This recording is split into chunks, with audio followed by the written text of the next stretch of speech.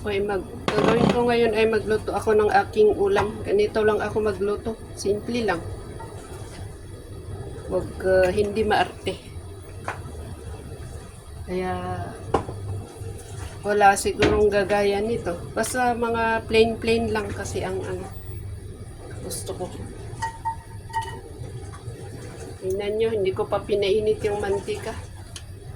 Kasi gusto ko yung iniiwasan ko yung masyadong mainit na mantika. Depende sa mga niluluto. Pero ito hindi kailangan masyadong mainit. Hindi naman ito pang deep fry. Kasi nga yung sobrang napainit na mantika hindi yata maganda. So minsan, depende sa iluluto kong ulam, dito na kailangan masyadong painitin ng grabe. Ayan. Magluluto ako ng aking ulam na patola. Patola na may sayote. Wala nang iba. Walang karne. Ganun. Para okay lang naman mag-ulam ng karne, pero ayun, hindi ako masyado. Siguro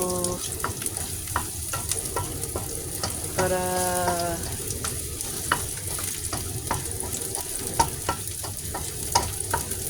gulay-gulay muna. Hindi ko masyado binabrown yung mga bawang at luya. Ay, bawang at sibuyas. Yan ang aking style. Ito na po yung sayote.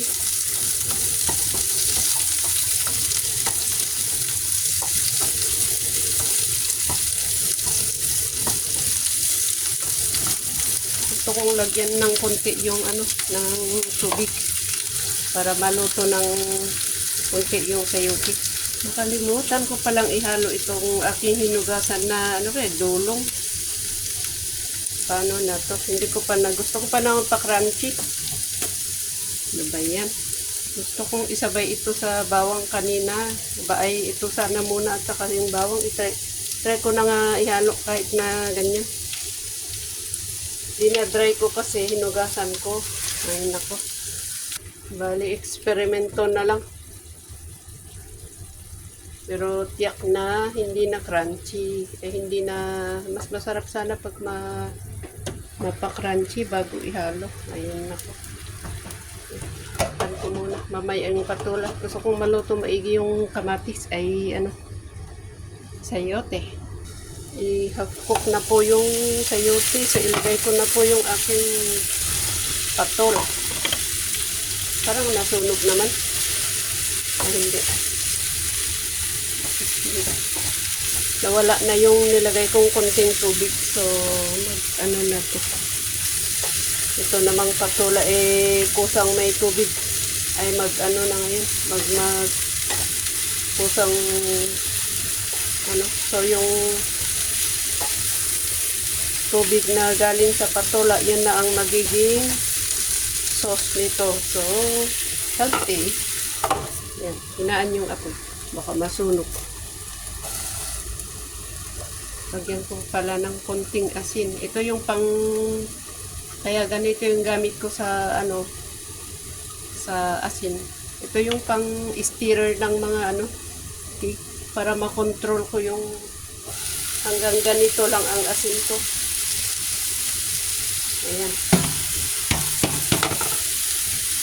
Hindi maganda yung maalat.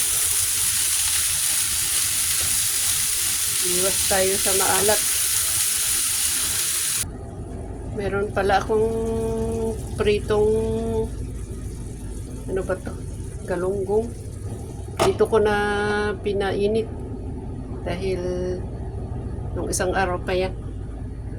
Nilagyan ko na yung plate ko ng chili oil. Ayaw kong ihalo doon dahil baka mahirap mahugasan, baka maanghangan pa yung pagkain ng amo. Mainit na to. So, ayan. naluto na ang ating ulam.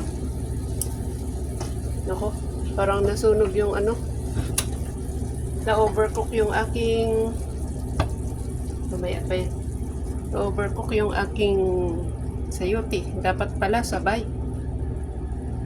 Ngayon lang kasi ako nagluto nito. Ayan, ano ba yan?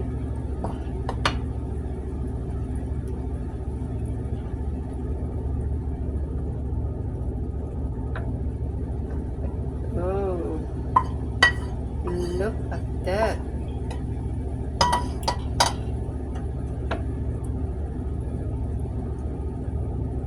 Ayan. Pwedeng hindi nakakain ng rice, pero kakain ako like hindi mawawala ang rice. Kain ako ng konti. Ayan. Sarap. Sarap. Sarap. Salamat sa panonood. Kahit hindi ito magaling na luto ng magaling na magluto, pero pagkain ko naman kasi ito, so okay lang na ano, wala namang ibang makikain dito. Sarap. Maraming salamat. Nag-steam ako ng aking kanin pang 3 kainan hanggang bukas ng lunch. Itong aking niluto, in-steam ko dahil ano, gusto ko yung ganito, steam. Ayan.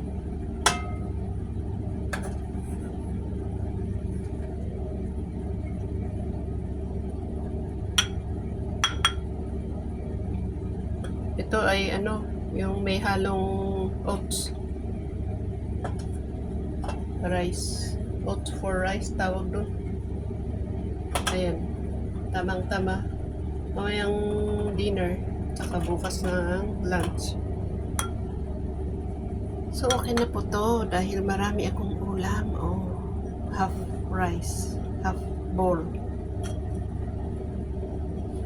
Thank you guys. Maraming salamat.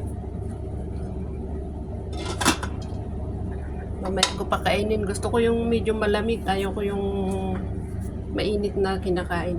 So, sampay muna ako sa rooftop. Dahil malapit na malabhan yung aking nilalabhan. So, next time ulit.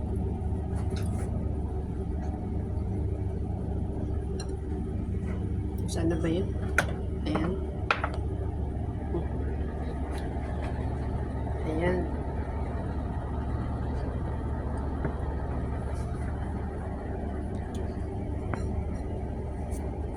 Nag-juice yung ano, patula. Thank you so much.